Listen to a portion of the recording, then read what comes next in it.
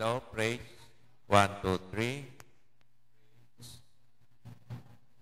Praise. 1, 2, 3.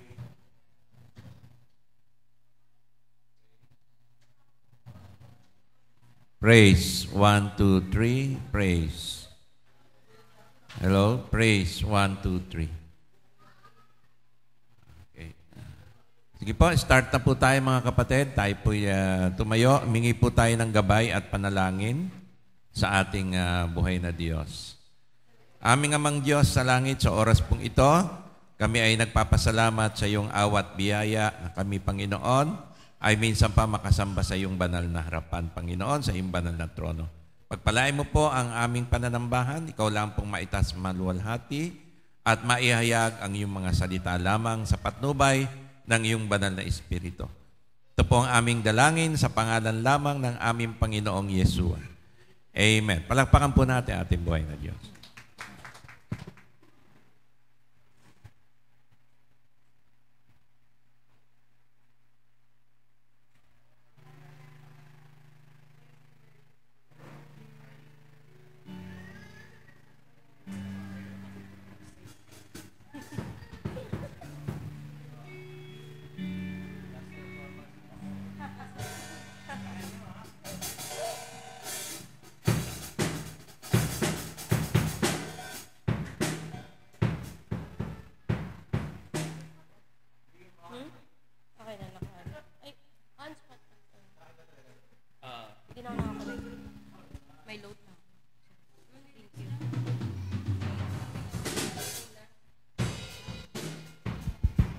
Good morning po. Good morning. Morning. Handa na po ba tayo magpuri? Amen. Amen. Tayo po pumalakpak sa ating Diyos at sabay-sabay po tayo magpuri sa ating Diyos. Amen.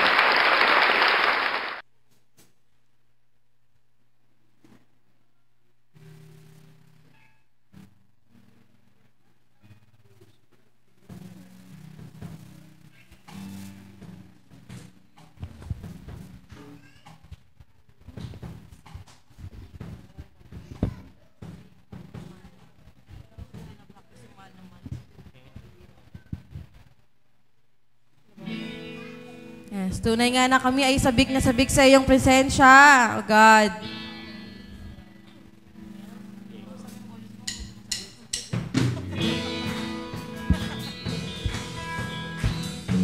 Yes, O God.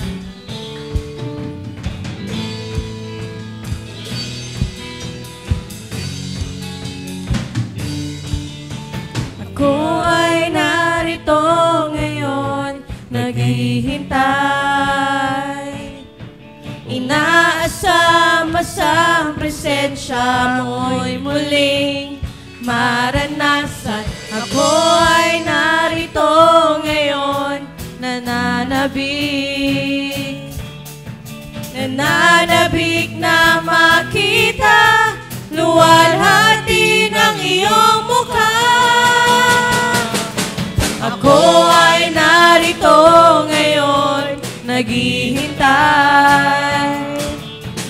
Inaasama sa presensya mo'y muling maranasan. Ako ay narito ngayon, nananabik. Nananabik na makita, luwalhati ng iyong mukha. Sumasayaw na nga, sa galak tumatawa.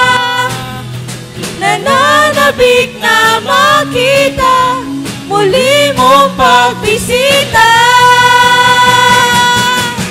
Panginoong Jesus, malaya-malaya ka. Baguhin mo ang buhay ko, ako'y iyong-iyong. Sagad ako ay narito.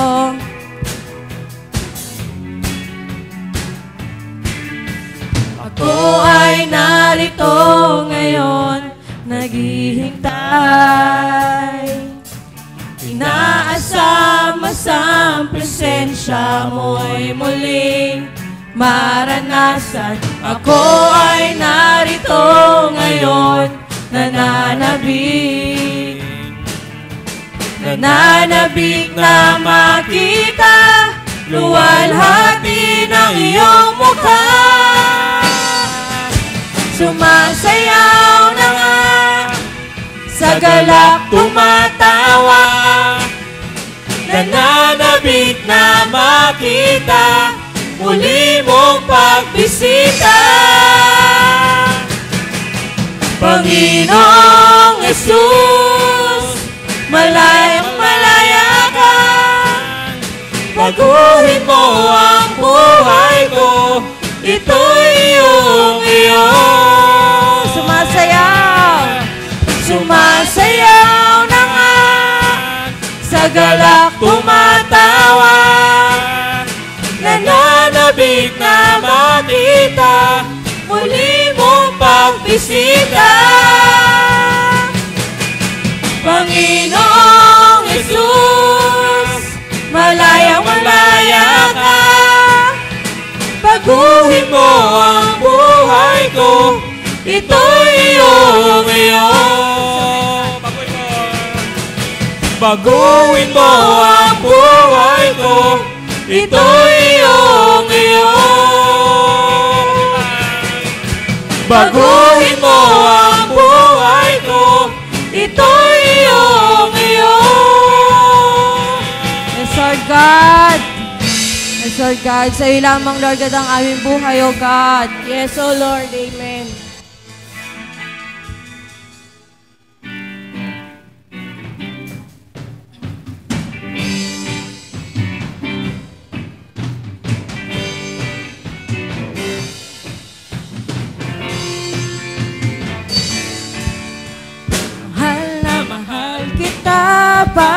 Panginoon, mahal na mahal kita, Panginoon. Kailan may di kita'y pagpapalit, pagkat sa piling mo'y langit. Mahal na mahal kita, Panginoon. Mahal na mahal. Mahal na mahal kita, Panginoon. Mahal na mahal kita, Panginoon. Kailan may di kita'y pagpapalit, pagkat sa piling mo'y langit. Mahal na mahal kita, Panginoon. Habang buhay, habang buhay, papupurihan ka. Habang buhay, maglilingkod sa'yo. Habang buhay, pag-ibig ko sa'yo'y iaalam. Mahal na mahal, mahal na mahal kita, Panginoon. Mahal na mahal kita, Panginoon. Kailan may di kita'y pagpapalit, pagkat sa piling mo'y langit. Mahal na mahal kita, Panginoon. Habang buhay, habang buhay, papupurihan ka. Habang buhay, maglilingkod sa'yo.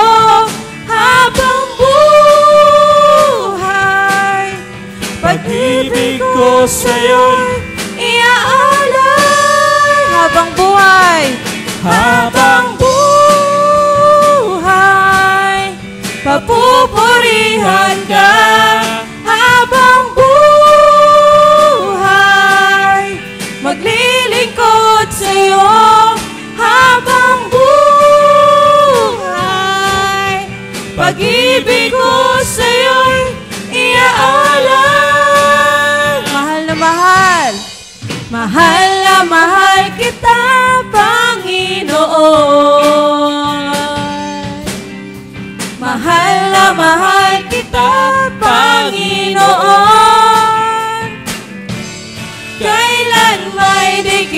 may pagpapalit, pagkat sa piling mo'y langit. Mahal na mahal kita, Panginoon. Mahal na mahal kita, Panginoon. Mahal na mahal kita, Panginoon. Mahal na mahal kita, Panginoon. Yes, Lord God, Ikaw ang aming buhay, O God. Ikaw, Lord God, ang aming kapahingahan, Lord God, sa aming buhay.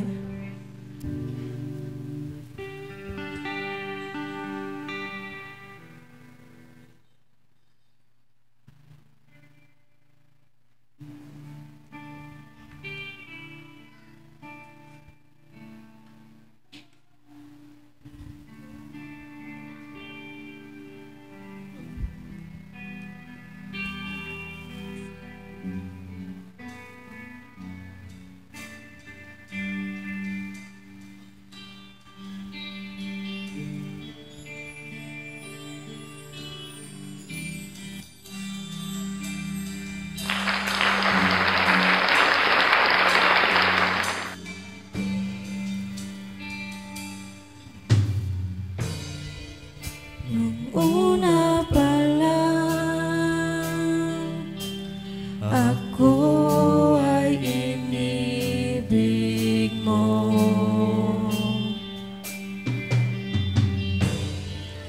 Binigay mong lahat,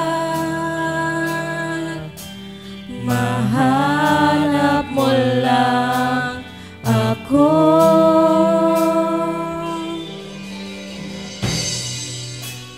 Kapahingahan na sumpungan,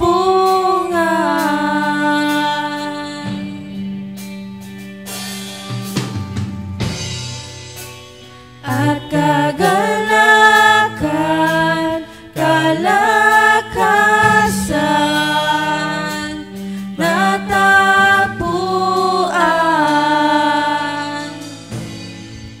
Hinanap ako ng pag-ibig mo, kasaganang nararanasan, may kapayapaan at kaligtasan. Jesus, Ikaw ang kapahingahan ko. Yes, Lord God, inari mo ang iyong buhay, O God.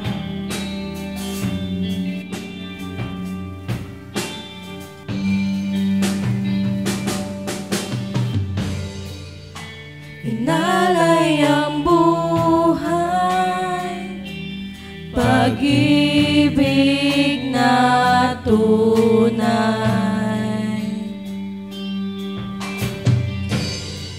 Sadyang kay tamis, kagandahan mo'y magpakailanman.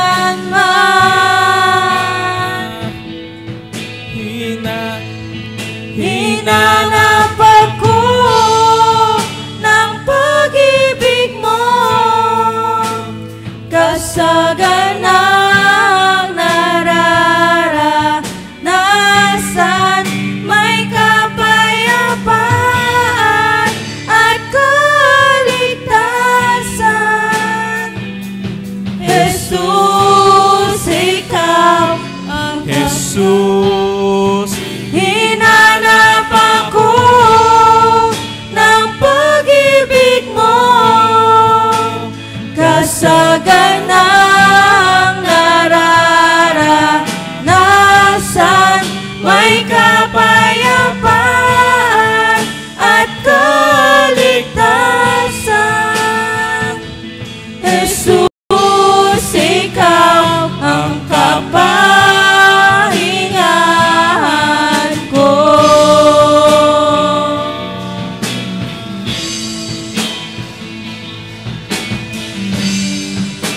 God.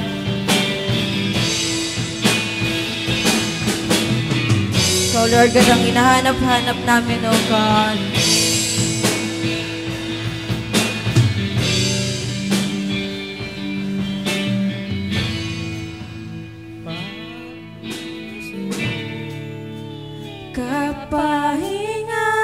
Kapahingahan na sumbungan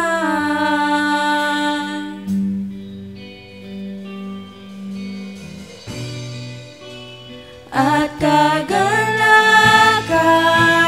kalakasan, natagpuan. Hinanap ako ng pag-ibig mo, kasaganahang nararanasan, may kapayapaan at kaligtasan. Jesus, ikaw, Jesus, hinanap ako ng pag-ibig mo, kasaganahang nararanasan, may kapayapaan at kaligtasan. Jesus, ikaw ang kapahingahan ko.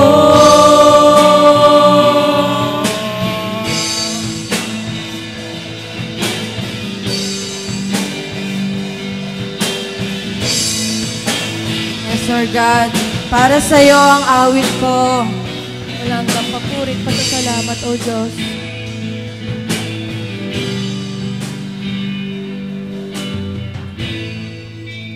Para sa iyo ang awit ko. Para sa iyo ang tinig ko. Para sa iyo inialay ang buhay ko.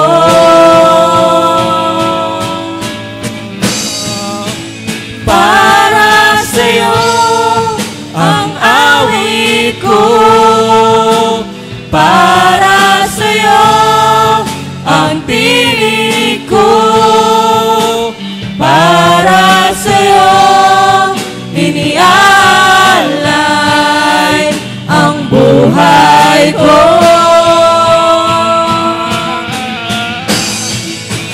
Para sa iyo ang awit ko. Para sa iyo ang tinig ko. Para sa iyo inialay ang buhay ko.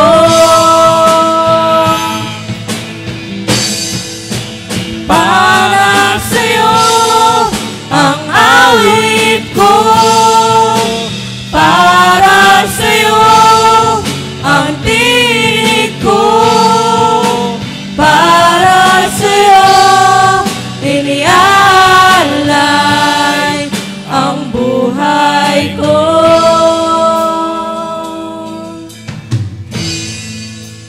Para lang sa iyo. Yes, Lord God. Para lamang sa iyo, Lord God, ang aming awitin, Panginoon, ang aming tinig, O God.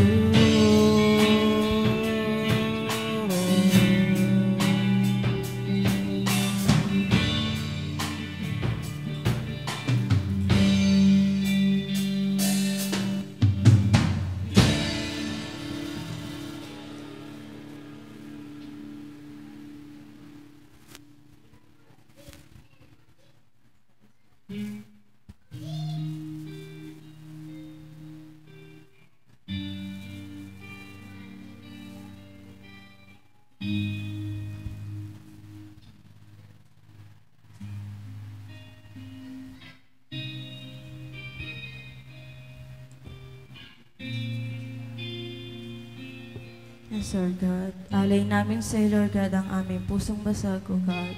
Yes, Lord. Bawat patak ng luha sa aking kahinaan,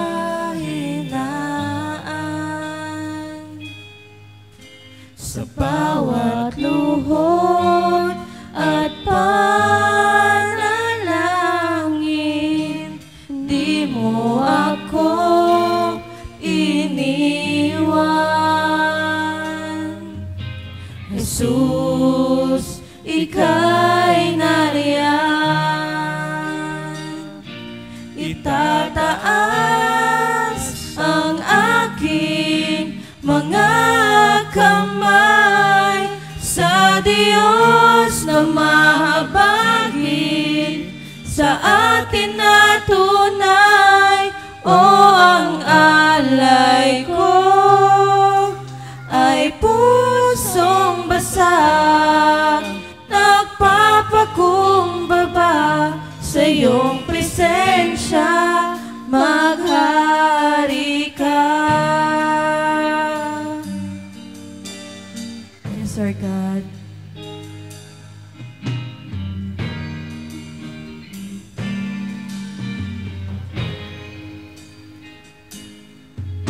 Sa bawat tanong ng buhay,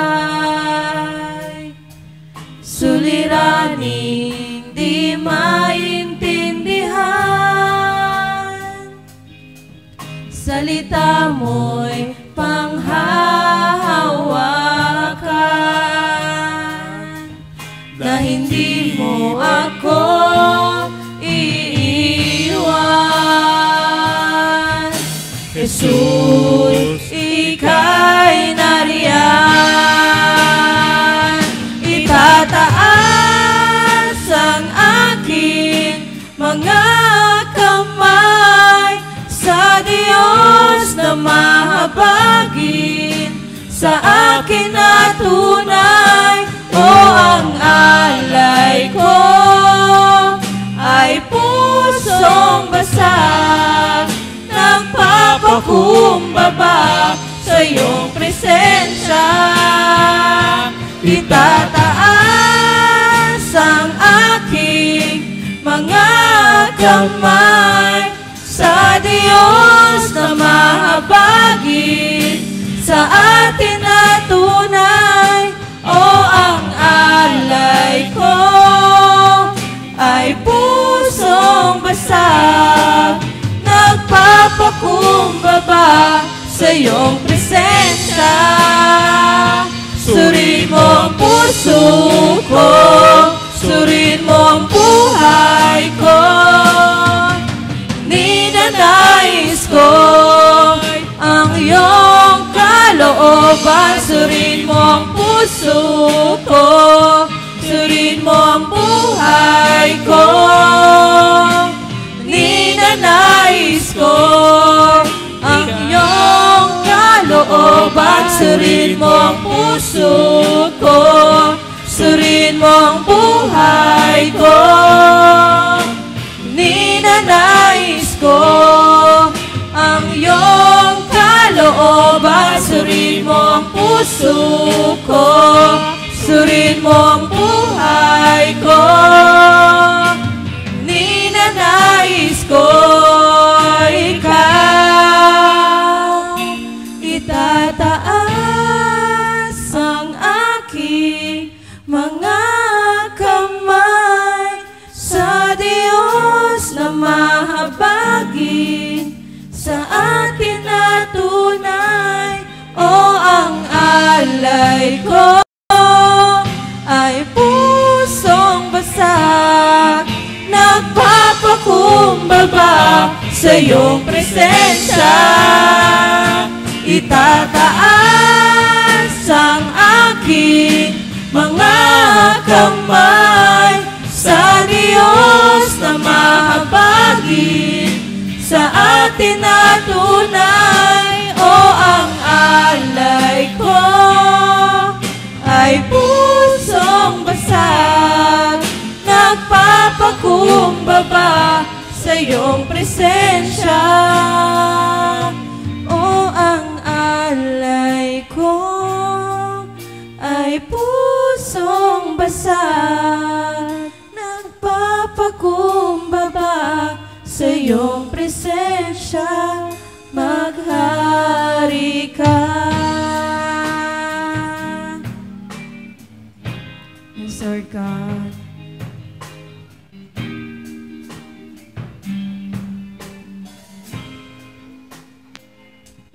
Patuloy po tayong manalangin sa ating Panginoon.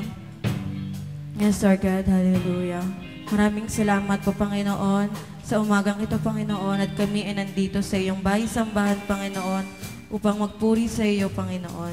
At Panginoon, nawa ay gabayan mo, Lord God, ang lahat ng mga anak mo na nandito sa iyong bahay-sambahan, Lord God, at mga anak mo, Lord God, na hindi rin, Panginoon, na naka-attend, Panginoon. Kayo po, Panginoon, ang patuloy na gumabay sa kanila sa araw-araw, Panginoon, at bigyan niyo po sila, Panginoon, ng kalakasan, Panginoon. At Lord God, patawarin niyo po kami sa aming mga kasalanang nagagawa, Panginoon, sa isip, salita at sa gawa, Lord God.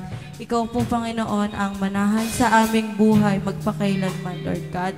Ang puso po namin, Lord God, at ang aming buhay, Lord God, ay sa iyo lamang po namin itinataas, Lord God, at ibinibigay. Ang lahat po ng ito, Panginoon, ay patuloy po naming sinasamba, Lord God. In Jesus' mighty name, amen and amen. Amen, amen. Patuloy po tayong nakatayo para sa pagbati sa ating mga kapatid.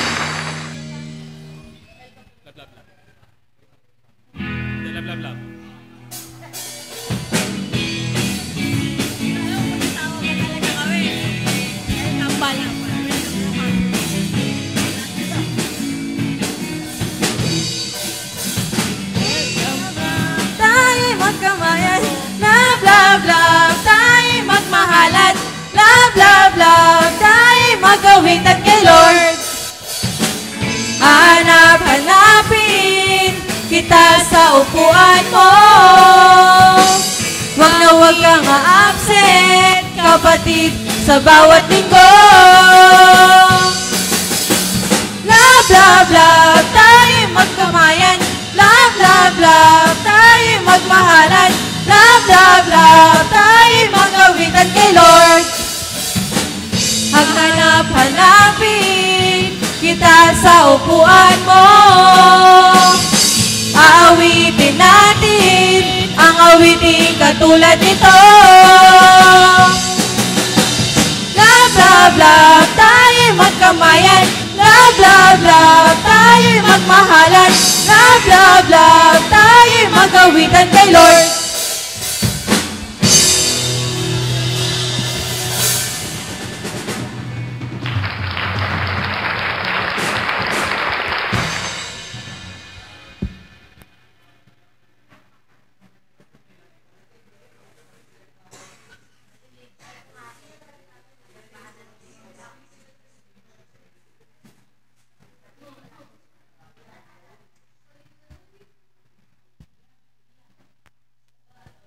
Isang pinagpalang umaga po para sa ating lahat. Isang malakas na palakpak nga po para sa ating Panginoon.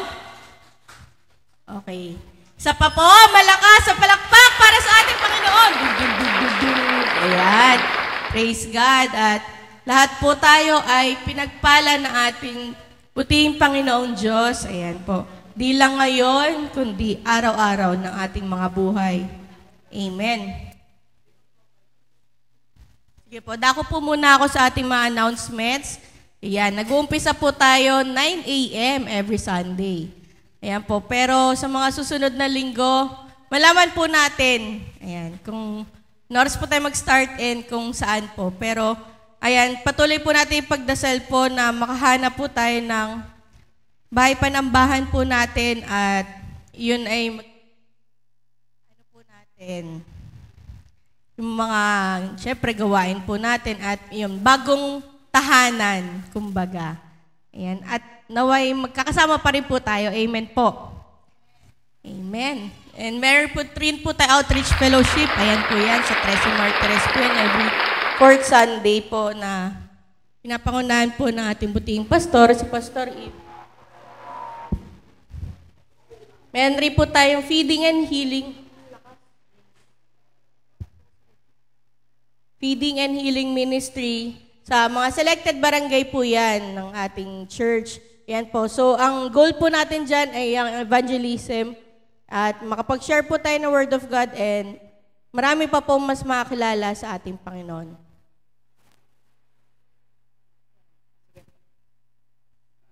Okay. Sige po, sa mga iba pa po announcements, ayan, kay Pastora po.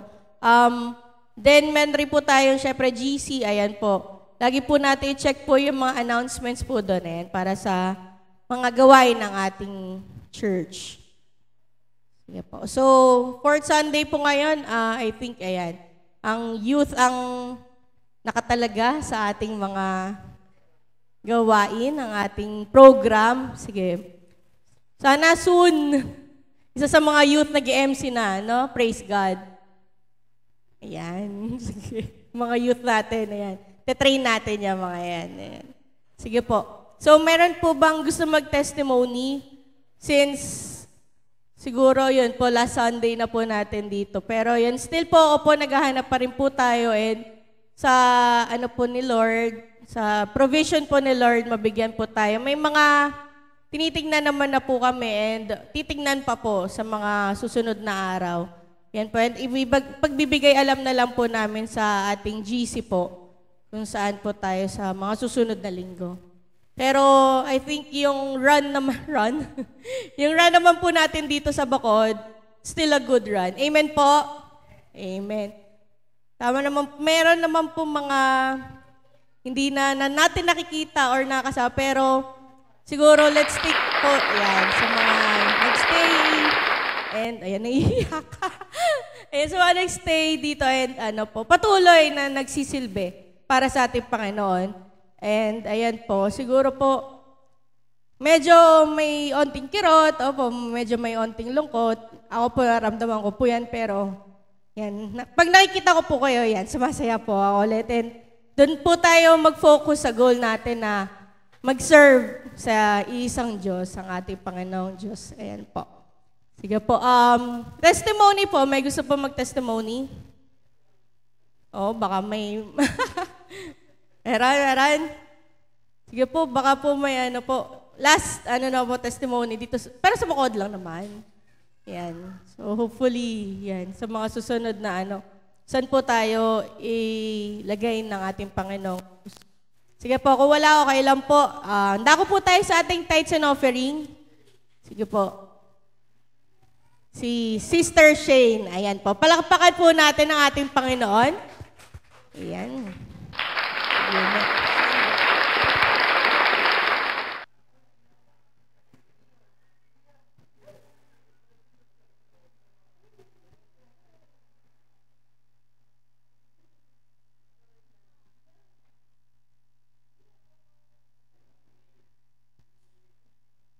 Mahal na Diyos, kami po ay nagbibigay ng aming mga tithes bilang pagpapakita ng aming pasasalamat sa iyong mga biyaya. Tinatanggap ninyo po ito bilang ambag sa iyong gawain sa mundo. Pinagdarasal po namin na ito ay maging instrumento ng pagpapalaganap at pagpapalawak ng iyong kaharian. In Jesus' name, Amen.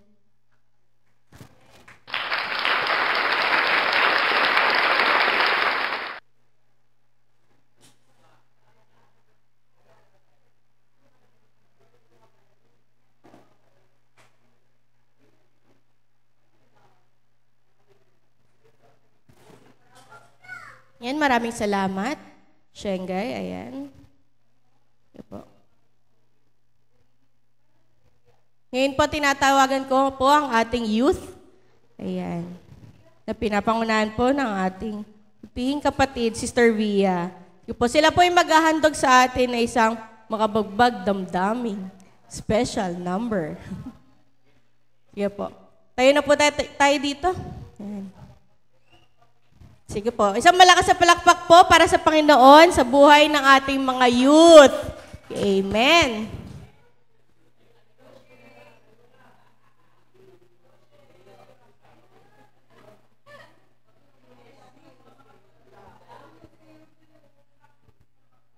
Okay.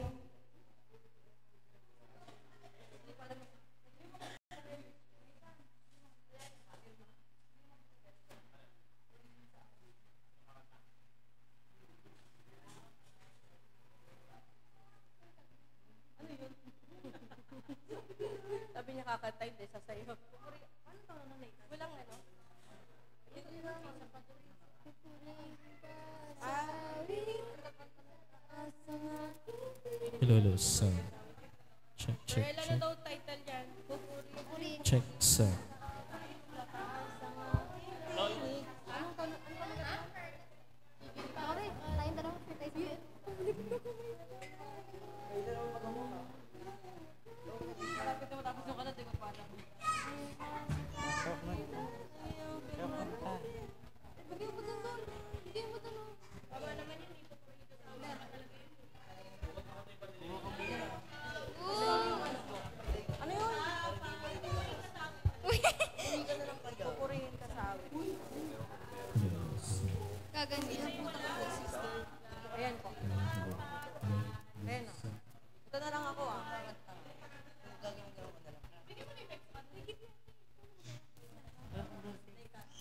Check, check.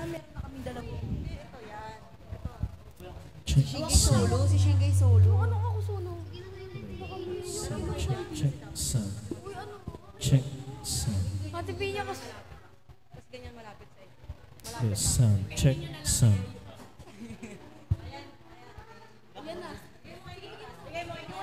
Meron na ako ito. Meron ka na? Pati na kami dito, hindi naman talaga ito kakanta eh. Sige, wako mo na. Ikaw na, Kuya Idol. Ikaw na. Ang arte nila. Meron na ako. Ayan sa akin. Kunin mo na. O kay Alexa, kay Alexa.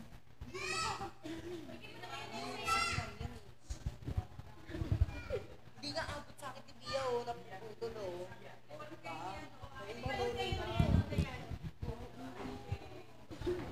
Hello, hello. Low. Ano walang battery? Ano ba tawag yan? Hindi, mag-give lang naman sa atin.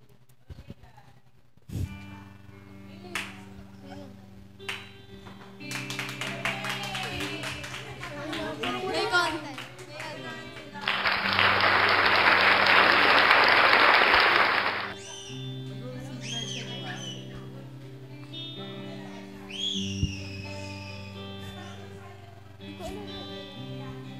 Camera sis, hindi ka Michael, mayroon pa.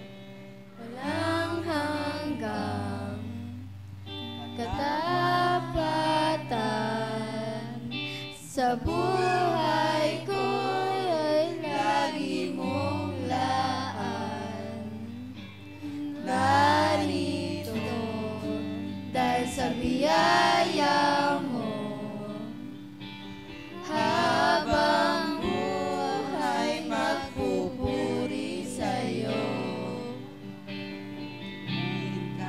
Sa awit, itataas ang aking tinig, itatanghal sa buhay ko'y tanging ikaw, O Diyos. Higit pa sa kalangitan, ang iyong kalwalhatian, kadakilaan mo'y di mapapantayan. Jesus.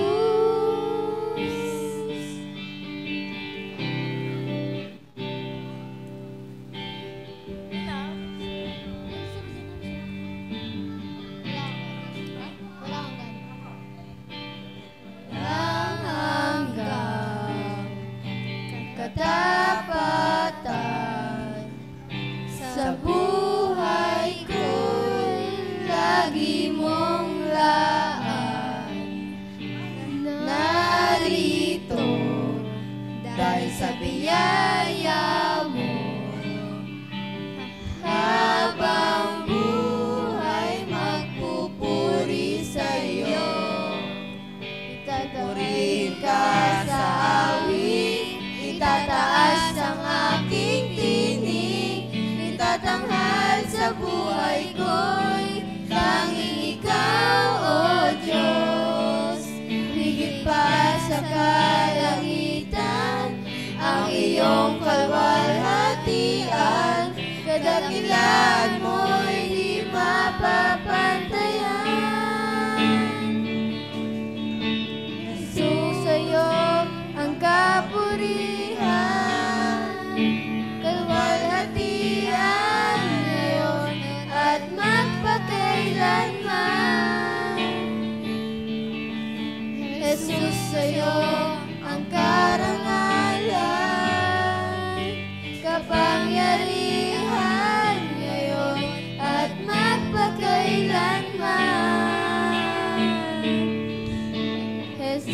sa'yo ang kapurihan,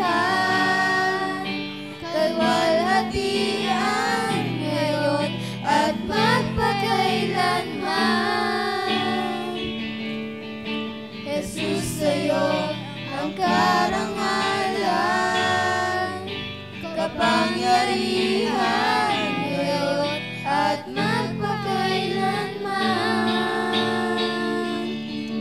Pupurihin ka sa awit, itataas ang aking tinig, itatanghal sa buhay ko'y tanging ikaw, O Diyos. Higit pa sa kalangitan, ang iyong kalwalhatian, kadakilan mo'y di mapapantayan. Jesus, sa'yo kaparangan, kalwalhatian ngayon at magpakailanman. Jesus, sa'yo ang karangalan, kapangyarihan ngayon at magpakailanman. Pupurihin ka sa awit, itataas ang aking tinig, itatanghal sa buhay ko'y tanging ikaw, O Diyos. Higit pa sa kalangitan, ang iyong kalwalhatian, kadakilan mo'y di mapapantayan. Jesus.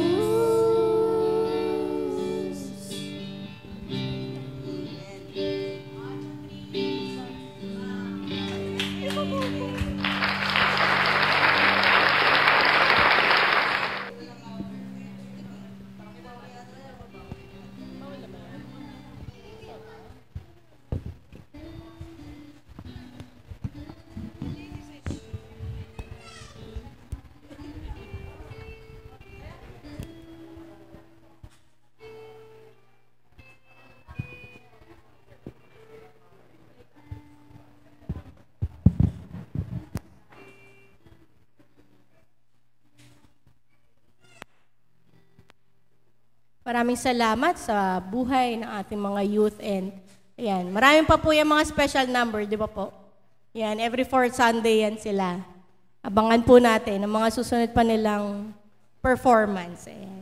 Sige po, ngayon po ihanda na po natin ating mga sarili para sa ating Word of God na pangungunahan po ng ating pinakamamahal na pastor, yan, si Pastor Eve po. Lahat po ay inaanyayaan ko magsitayo bilang paggalang sa banal na salita.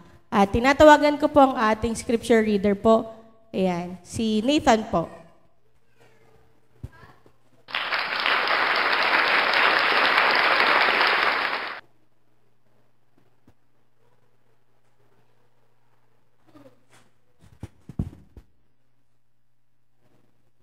Ang lahat po ay makibukas po kayo sa Corinthians chapter 1 verse 18. Sapagkat ang salita ng krus ay kamangmangan sa kanila na nagpapahamak, ngunit ito'y kapangyarihan ng Diyos at sa atin na nangaliligtas. Purihin ang Diyos sa pagbabasa ng kanyang banal na salita.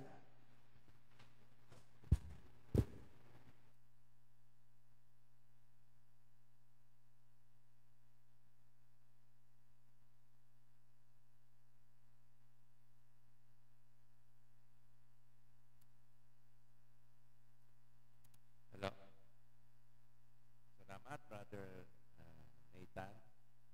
Manalangin po tayo. Aming amang Diyos sa langit, pagpalain mo po ang iyong mga salita na aming pagtutulayin at pag-aaralan sa umagang ito. Salamat po, O Diyos, sa iyong biyaya at katapatan sa amin sa pangalan lamang ng aming Panginoong Yeshua. Amen. Palapakan po natin ating buhay na Diyos. Hello. Praise. Hallelujah. Purihin ang ating Panginoon.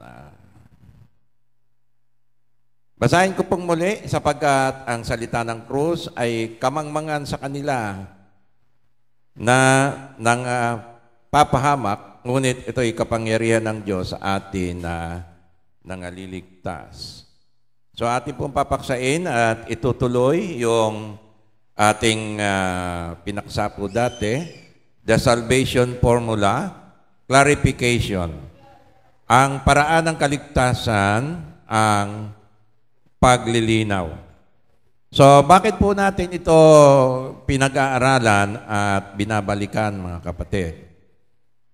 So dahil po ang doktrina na ito ay ang mahalagang doktrina ng kaligtasan ng tao, na sa Biblia ay may makikita tayong dalawang magkaibang pananaw na paliwanag dito kung paano ito natatanggap.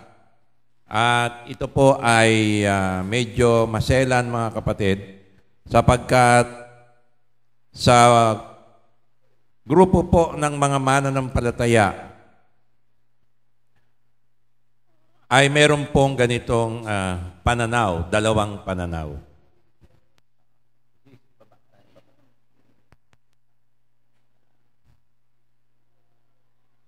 Ayan.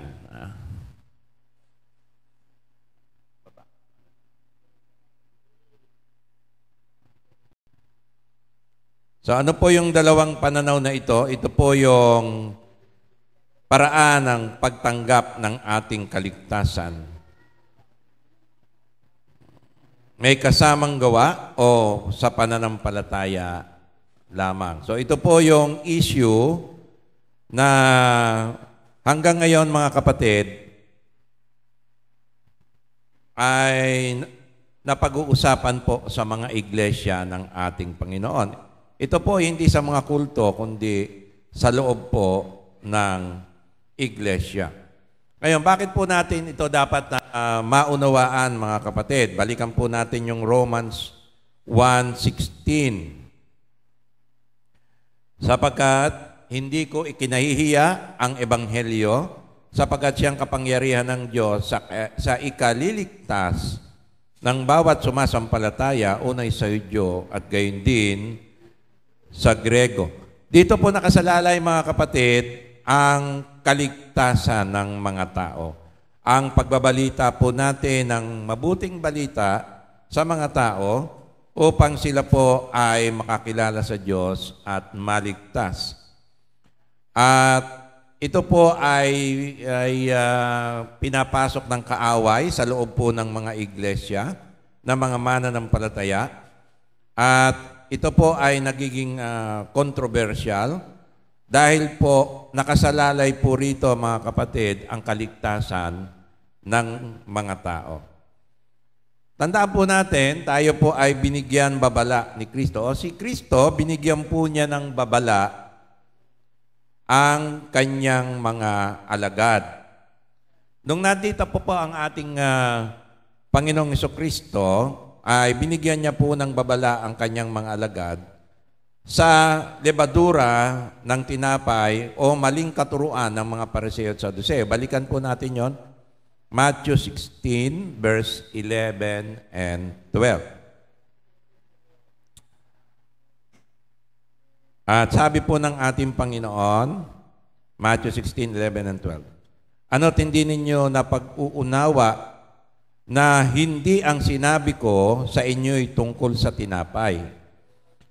Datapwat, kayo'y mag-ingat sa lebadura ng mga Pariseo at ng mga Saduseo. So yung mga Pariseo at Saduseo, ito po yung nangungunang reliyon at kinikilalang reliyon po ng Israel. Ayon po sa batas ni Moises. Ayan. At tuloy po natin sa verse 12. Nang magkagayoy kanilang natalastas na sa kanila'y hindi ipinag-uutos na sila'y magsipag-ingat sa lebadura ng tinapay, kundi sa mga aral ng mga Pariseo at Saduseo, at ito po ay nakapasok sa iglesia nung unang panahon. Partikular po sa iglesia po ng Jerusalem at sa iglesia po ng Galacia. Kaya ang Apostol Pablo ay nagbigay po ng babala tungkol po sa lebadura ng mga Pariseo at Saduceo. Ito po yung maling aral patungkol po sa Ebanghelyo.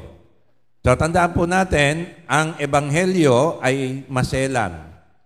Bakit? Kasi ito po yung kapangyarihan ng Diyos para maligtas ang tao. Kaya pag nag-share po kayo o meron po nag-share ng gospel, iba sa itinuturo ng Biblia ng mga apostol nung araw, mga kapatid, ay yung nangangaral na yon ay masusumpa o itatakwil ng Diyos. Bakit po? Kasi ang mga tao na kanyang binabaginan ay maliligaw po at mamamali ng pananampalataya. Basahin po natin Galatians 1, verse 8. Datapwat, kahimat kami o isang anghel na mula sa langit, nadamay po ang mga anghel mula sa langit, ang mangaral sa inyo ng anumang ebanghelyo na iba sa aming ipinapangaral sa inyo ay matakwil. So siya po ay ikakaila ng Panginoon. O sa ibang talata o sa King James ay let him be accursed. Siya po ay mayroong sumpa ng Panginoon. Wala pong exemption kahit po mga anghel o kahit kami, sabi ng mga apostol, kahit kabilang sa amin ang mangaral, ibig sabihin sa loob po ito ng church, ay mangaral ng ibang ebanghelyo na ipinangaral namin sa inyo ay matakwil. Ano po ba yung ibang ebanghelyo na ito? Nilinaw po ito ni Apostol Pablo sa Galatians 3, 1 and 2. Ito po yung napakaliit na sinasabi ko po sa inyo, napakaliit po ito na bahagi na naghahati po sa mga mananampalataya. Ito po sinutukoy ko sa mga Kristiyano. At dito nyo po makikita kung ang nangangaral po o ang iglesia po ay napasok na po ng maling ebanghelyo. At ito po yung lebadura o nahaluan na po ng pampaalsa ng lebadura ng mga Pariseo at Saduceo. Basahin po natin yung Galatians 3, 1-2.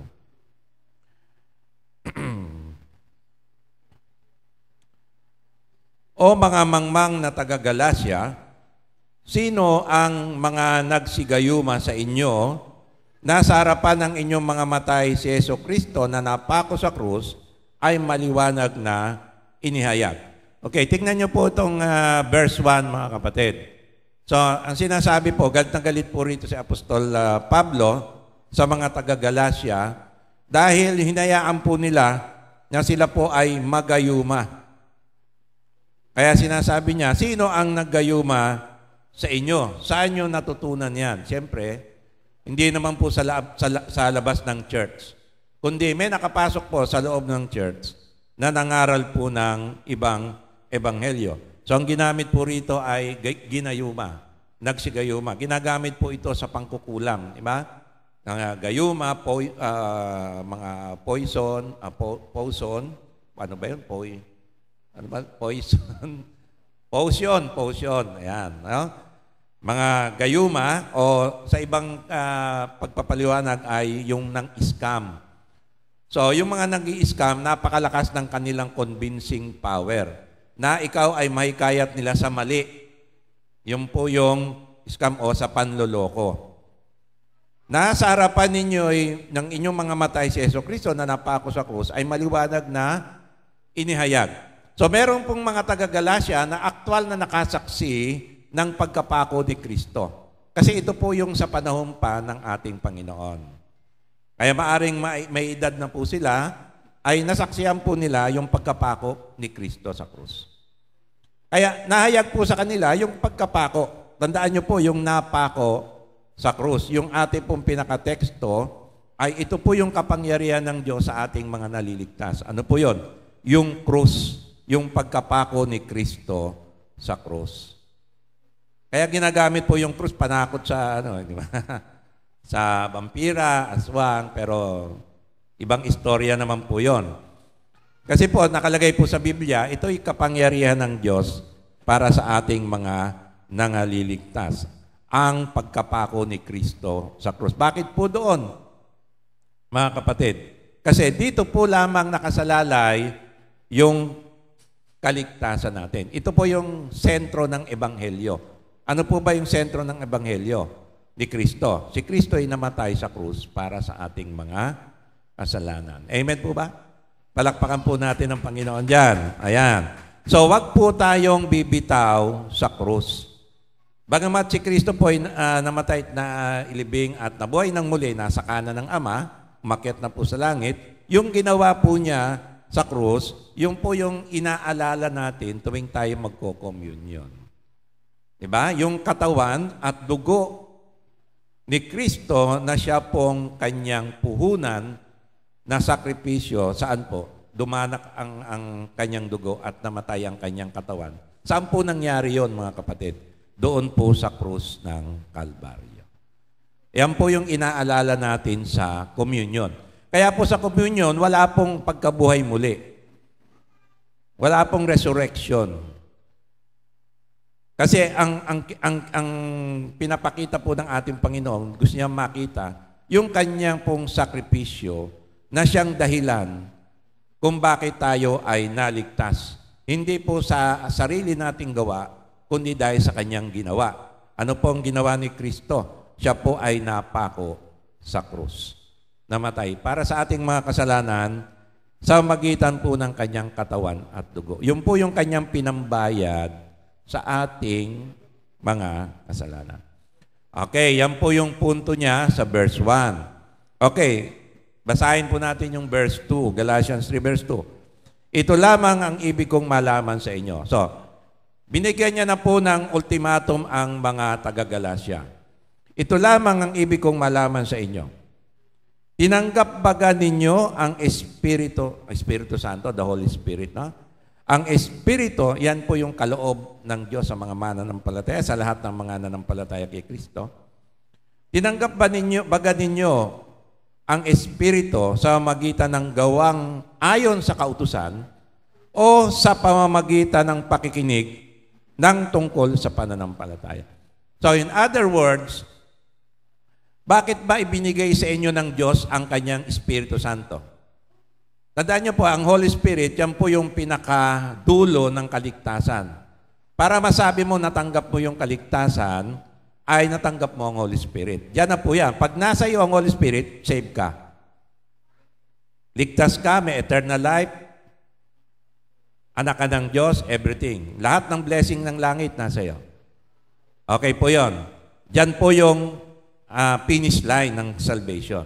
Yung pagtanggap ng Holy Spirit. So pag nasa iyo po ang Holy Spirit, ibinigay na sa iyo ng Diyos, wala na pong question yung kung ligtas ka o hindi. Bakit? Kasi ang Holy Spirit, siya po yung pinaka-tawag na down payment ng kaligtasan natin. Ang Holy Spirit. Paunang guarantee ng ating kaligtasan. So pag ang Holy Spirit tinanggap mo, tapos na wala nang usapin tungkol sa salvation. Amen po ba?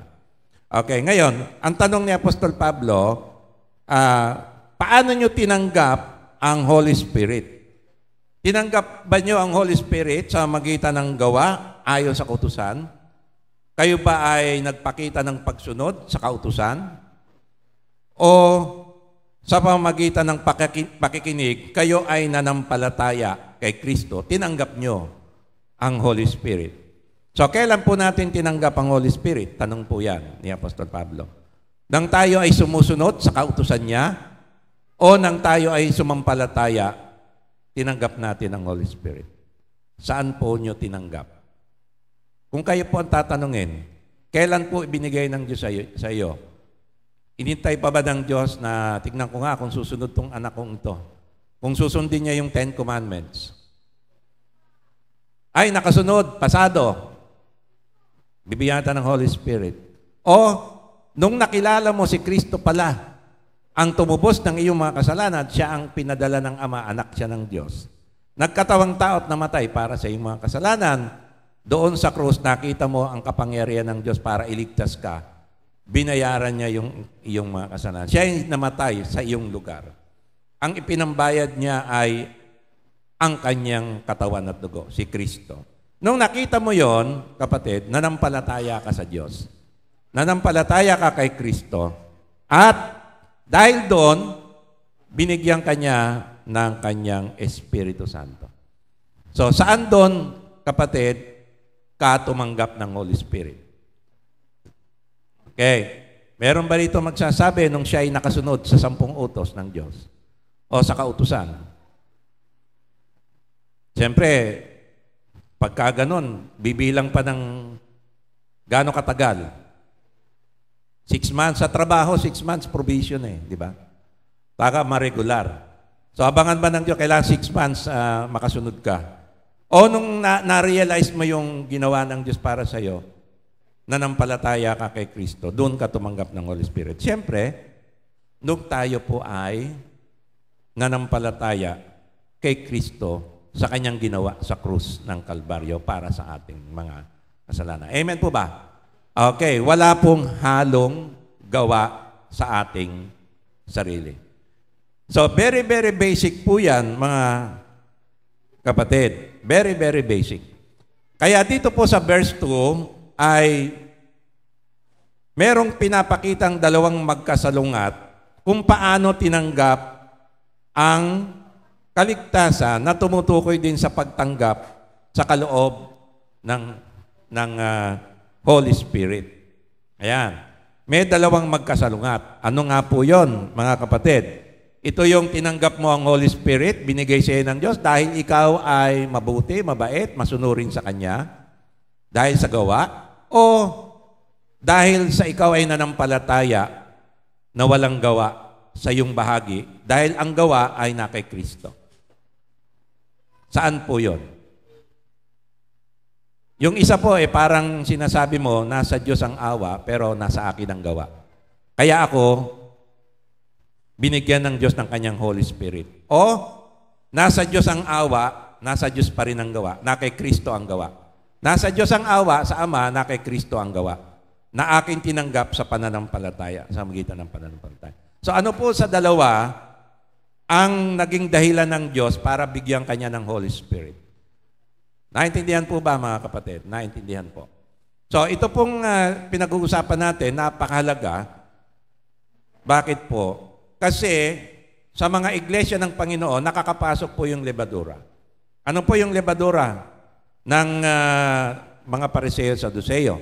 Yung po yung kailangan mong gumawa para maligtas.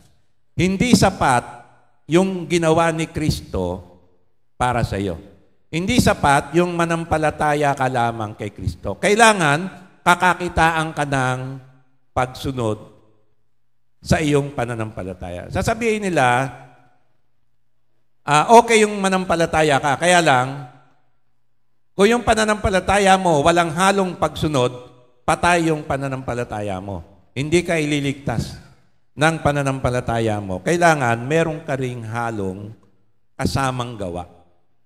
Yun po yung pinaka-thin line na nagse-separate po dito sa Ebanghelyo ng ating Panginoon, na nakapasok po sa church.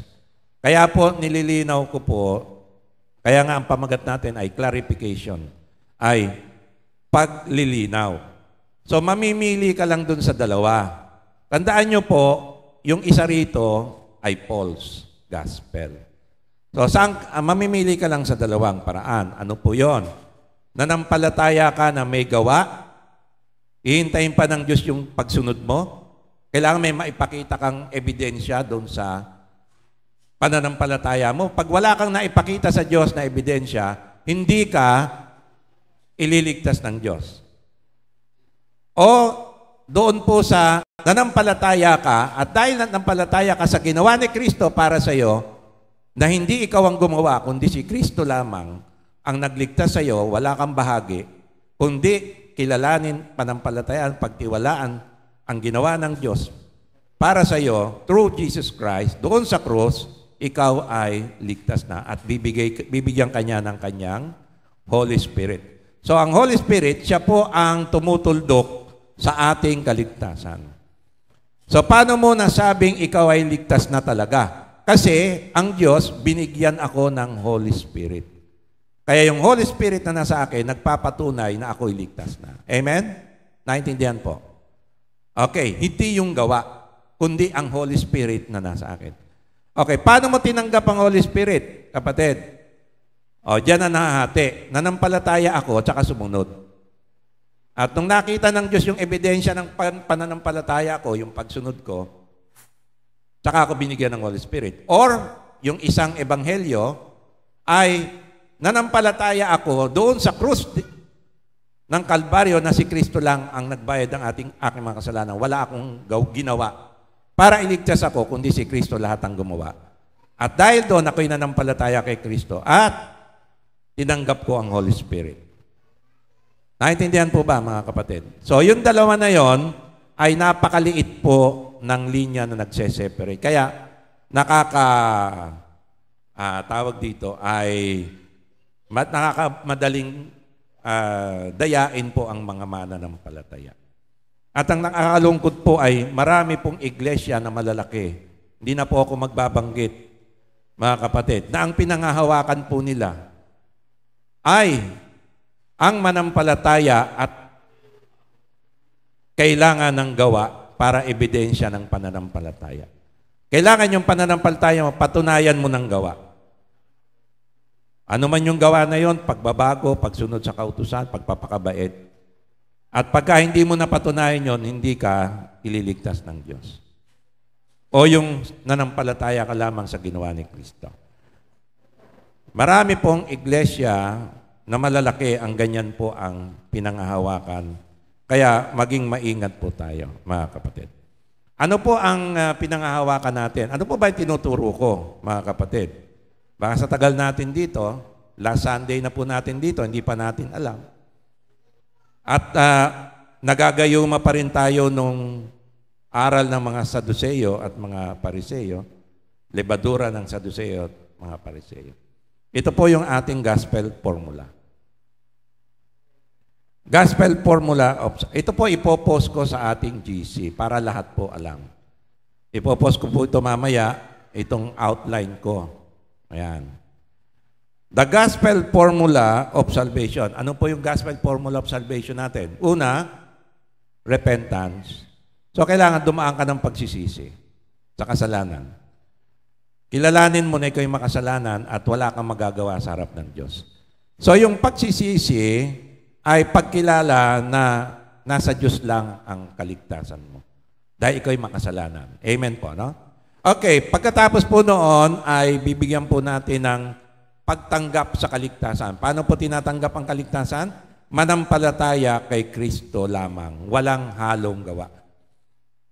Yung pananampalataya kay Kristo, hindi mo kailangang haluan ng gawa o magpakita kung gilas ka na ipapakita mo muna sa Kanya ang gawa ng iyong pananampalataya na ito'y totoo dahil ikaw ay sumusunod. Nakakasunod. Ito po ay walang halong ganon. Hindi na po hihintayin ng Diyos yung gawa dahil wala ka naman talagang pwedeng gawin sa harapan niya. Bakit? Na mabuti. Bakit? Kasi makasalanan tayo. So, yun po yung ebanghelyo, makasalanan ang tao. Wala kang pwedeng ipakitang mabuting gawa sa harap ng Diyos. Kaya ang kaligtasan natin ay pananampalataya lamang kay Kristo para matanggap yung kaligtasan. At pag ikaw ay nanampalataya kay Kristo lamang at walang halong gawa, walang halong sarili mong gawa, pure faith in Christ equals salvation that is by grace of God alone. So, tatanggapin mo yung kaligtasan na biyaya ng Diyos. Ano ibig sabihin ng biyaya ng Diyos? Malawak po ito. Ito'y tinatawag na unmerited favor. Ibig sabihin, ginawang ka ng Diyos na hindi karapat-dapat. Hindi ka karapat-dapat iligtas, dapat ikaw ay parusahan. Pero dahil sa biyaya ng Diyos, pinili niyang iligtas ka. Hindi ka karapat-dapat mahalin dahil sa pag-ibig ng Diyos, minahal ka niya. Hindi ka karapat-dapat pagkalooban ng kanyang anak, subalit dahil sa kanyang pag-ibig, kahit ikaw ay pasaway, ay inialay niya yung kanyang anak para sa iyo, para tubusin ka sa iyong mga kasalanan. Amen po ba? That is salvation by grace of God alone. At pagkatapos ay tatanggapin mo, meron pa pong tumutuldok sa kaligtasan. Paano mo matitiyak na talagang tinanggap mo na ang kaligtasan ng Diyos? Napatawad ka na. Ibibigay ng Diyos sa iyo ang kanyang, Holy Spirit. Bibigyan kanya ng regalo. Ang regalo pong ito ay ang regalo ng banal na Espiritu. Kaya yun po yung pinali na ikaw iligtas. Pag tinanggap mo ang Holy Spirit, save ka na. Finish line na. It is finished, sabi ng Panginoon. Tapos na yon. Wala ka na pong idadagdag doon sa kaligtasan mo. Amen po ba? Naintindihan po. Okay, palakpakan po natin ang Panginoon dyan. Okay, para mas maunawaan po natin yung salvation formula, para hindi po tayo madaya ng maling ebanghelyo na ito po'y kumakalat sa mga iglesia, lalo na po yung mga malalaking churches, ay kumakalat po yung kailangan ng gawa. Hindi pananampalataya lamang. Yun po yung nakakalungkot at nakakagulat, mga kapatid. Nawawala po yung kapangyarihan ng krus ng Kalbaryo, na siyang kapangyarihan ng Diyos para maligtas po tayo. So, paano po tayo maligtas? Ano yung proseso?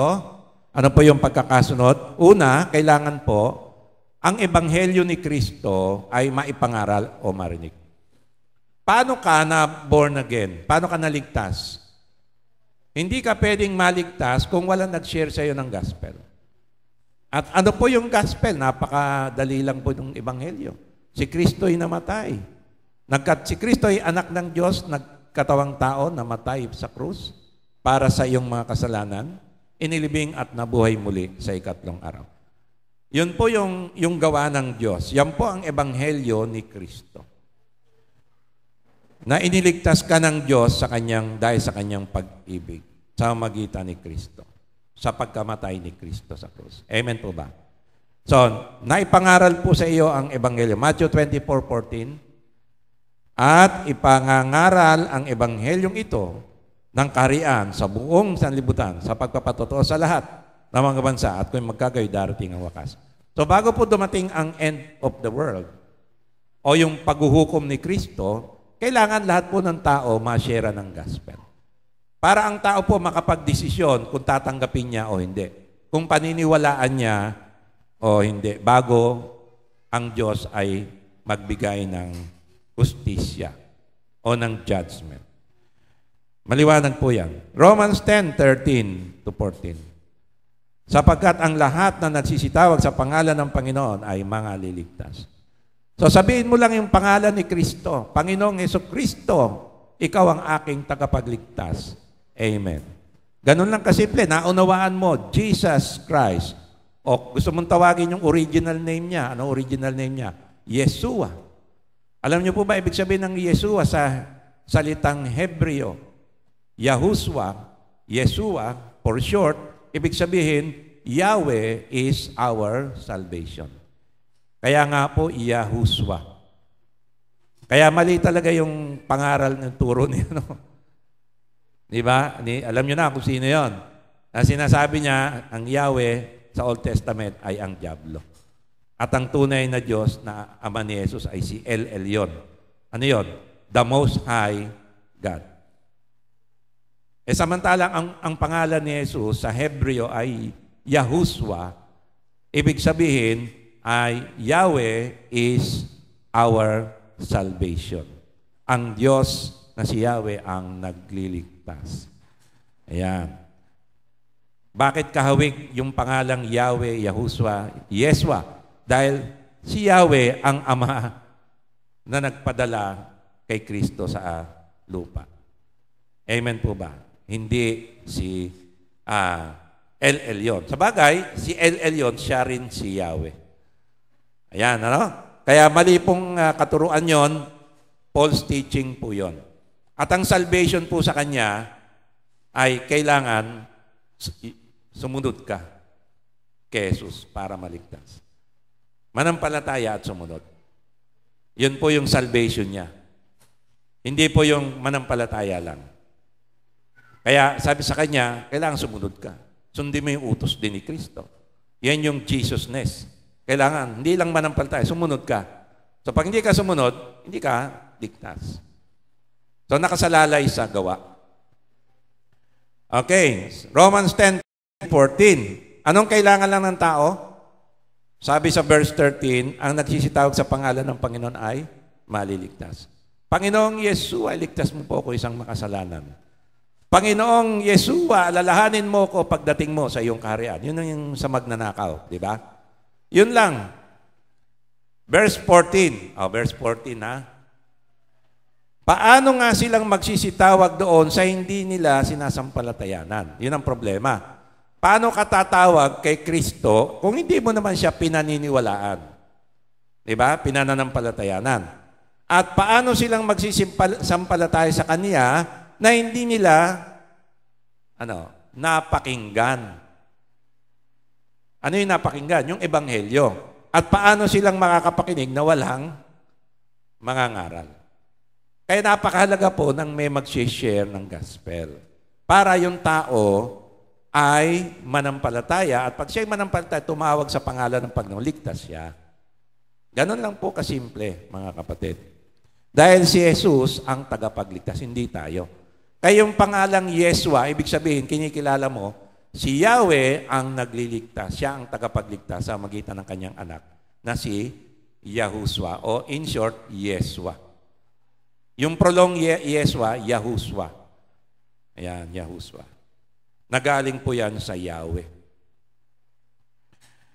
Yung Hebreo po na Yeshua, purihin ng Panginoon. Naintindihan po ba? Ayan. So napakahalaga ng may mangangaral. Ganun lang po yung sequence. Okay, pagkatapos pong naipangaral yung Ebanghelyo, ano po ang mangyayari? Ang pangalawang step po ay, pag naipangaral, ay yung tao magsisisi siya sa kanyang kasalanan. Marirealize po nung tao pag nabahagi na siya ng Ebanghelyo, kaya pala si Kristo namatay sa krus dahil ako ay, mabait, mabuti, dahil ako pala ay makasalanan. At hindi lang makasalanan, pinanganak na makasalanan. Saan ko nakuha yung aking pagiging makasalanan?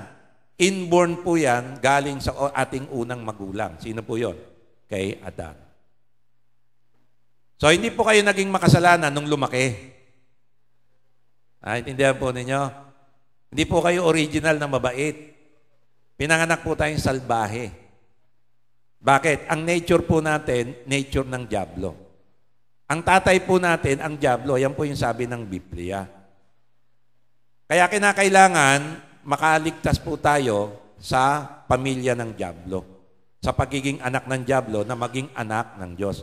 Wala pong pinanganak na neutral. Hindi anak ng Diyos, di anak ng dyablo. Ano ka? Wala. Hindi ka tao. Di ba? Dalawa lang yun wala namang pinanganak na anak ng Diyos. Maliban kay Kristo, anak ng Diyos na pinanganak. Nagkatawan tao po siya kasi. So, pagka dumating po yung napakinggan mo yung Ebanghelyo, ang tao dapat kikilalanin niyang makasalanan siya. Pag ito nilagpasan niya, delikado.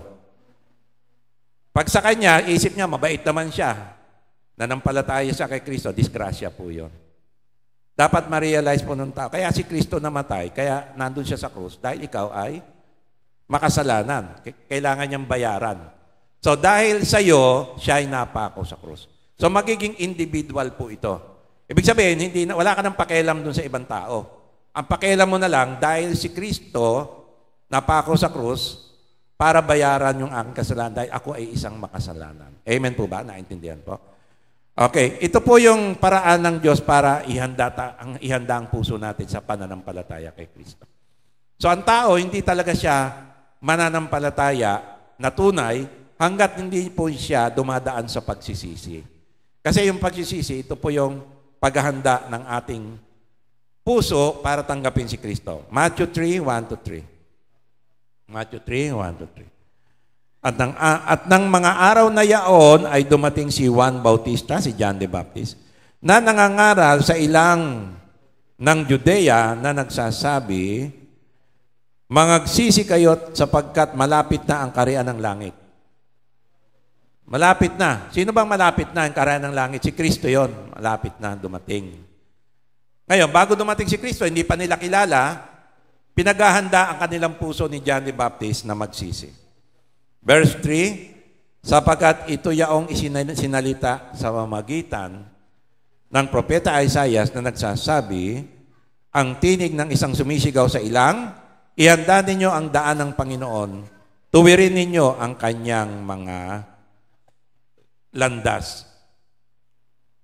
Si John the Baptist, ang tinutukoy po ni Prophet Isaiah, na maghahanda sa pagdating ng Panginoong Jesucristo sa mga tao. Ihanda niya po yung mga tao sa pagdating ni Kristo. Paano niya ihanda? Siya po, ang mga tao po ay pinagsisisi niya sa kanyang makasalanan.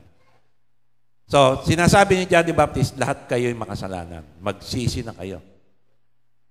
Dahil malapit nang dumating ang tagapagligtas. Kaya nung pagdating ni Kristo, madali na po, mananampalataya ka na lang. Amen po ba? Dahil na-realize mo, alam mo nang makasalanan ka. Ayan, Mark 1, 14, 15. Pagkatapos ng madakip si Juan, ay napas sa Galilea si Jesus na ipinapangaral ang ebanghelyo ng Diyos. Paano po ba mangaral si Jesus? Sabi sa verse 15, at sinasabi, naganap na ang panahon at malapit na ang kaharian ng Diyos. Kasi hindi pa siya namamatay. Yun po yung malapit, yung kanyang pagtubo sa atin sa kasalanan. Yung pagkapako niya sa krus. Kayo'y, ano pong pangaral niya? Kayo'y mangagsisi at magsisampalataya sa ebanghelyo. So, dadaan muna ng pagsisisi, pagiging realization ng pagiging makasalanan, bago pa ng palataya. Kasi hindi ka pwedeng manampalataya kay Kristo nang hindi mo kinikilalang kailangan mo siya. Di ba? Para manampalataya ka kay Kristo, kailangan makita mong kailangan mo siya. Bakit ka mananampalataya? Kailangan mo siya dahil siya lamang ang maaring magligtas sa iyo. At siya lamang ang nagligtas na nga sa iyo. Sa magitan ng krus ng Kalbaryo. Kung hindi siya mamamatay sa krus para sa iyo, wala kang kaligtasan. Wala na pong ibang paraan eh. Wala na, yun lang. Kaya kung si Kristo tumanggi siya, ayoko magpapako, nagbago, nag-change of mind siya. In the last minute, disgrasya po tayo. Wala na pong kaligtasan. Lahat po tayo papunta ng impyerno. Luke 13, verse 3. Tinuldukan na po ito ni Kristo. Sabi ni Kristo, sinasabi ko sa inyo, hindi. Dadapwat malibang kayo'y mangagsisi ay mangangamatay kayong lahat sa gayon ding paraan. So sabi ni Kristo, kailangan magsisi ang lahat ng tao. Malibang kayo magsisi, mapapahama kayo. So tinuldukan na po ito ni Jesucristo sa kanyang pangangaral, kailangan pagsisihan ng tao, kilalanin ng tao na siya'y makasalanan at pagsisihan ito. Ito lamang ang paraan para makita ng tao na kailangan niya pala ng Savior. Dahil siya ay pupunta sa impyerno, siya ay makasalanan, ang galit ng Diyos, parusa ng Diyos nasa kanya, nasa tao. Amen po ba? Naintindihan po, ha? So, ganyan po ba yung nangyari sa atin? Dumaan po ba tayo ng pagsisisi? Na-realize po ba natin ito, yung kalagayan natin na tayo ay makasalanan? Okay, pangatlo, nung ikay nagsisi sa iyong mga kasalanan, na-realize may makasalanan ka, pinanganak ang makasalanan, papunta sa impyerno, kung saan doon parurusahan ng dyablo, ay, nung na-realize mo to, pangatlo, ay nanampalataya ka kay Kristo. Ito, walang kahirap-hirap. Kasi si Kristo ang gumawa para sa iyo. So, ito yung pananampalataya kay Kristo, walang halong gawa ng tao. Ephesians 2, 8 and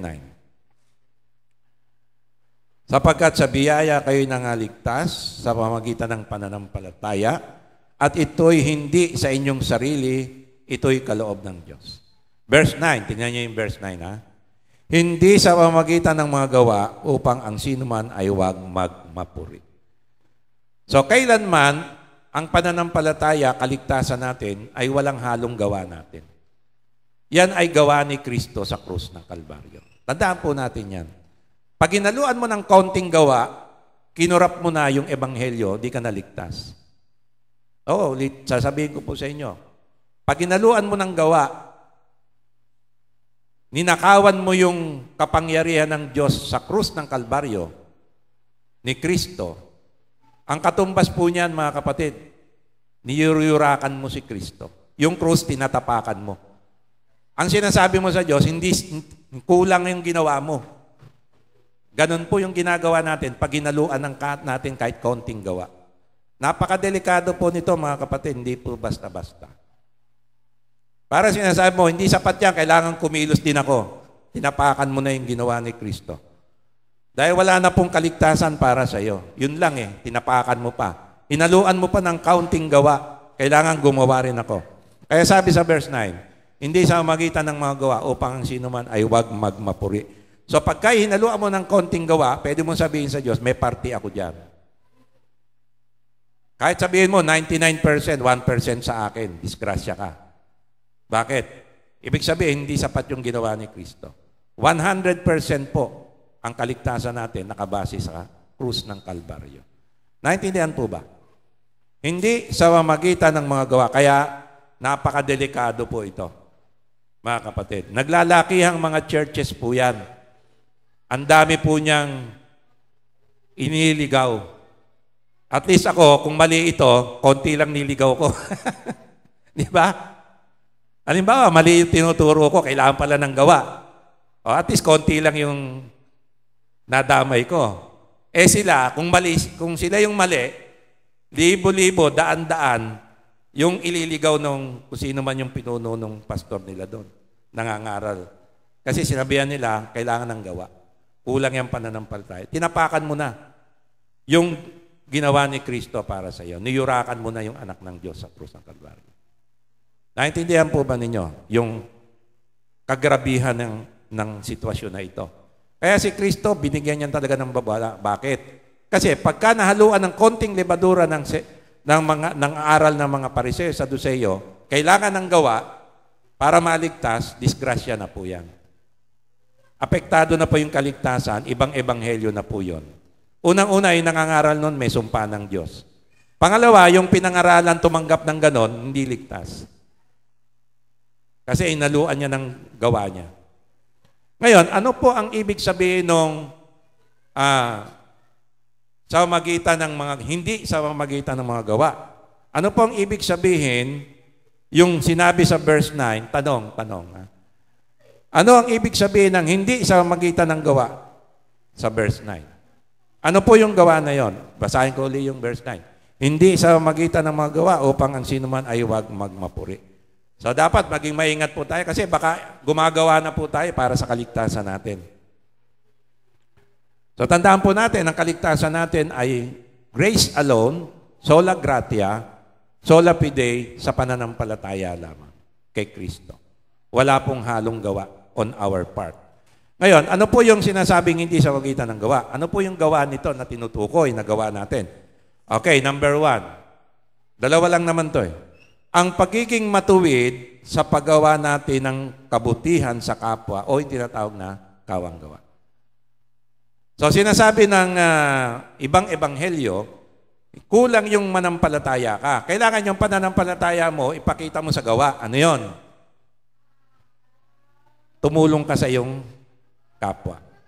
Magkawang gawa ka. Pag naipakita mo sa Diyos yung kabutihan mo, kasama ng pananampalataya mo, doon ka pa lang niya ililigtas. Kaya sinasabi ng mga nangangaral na ito, yung pananampalataya mo, walang halong kawang gawa, patayan. Ha?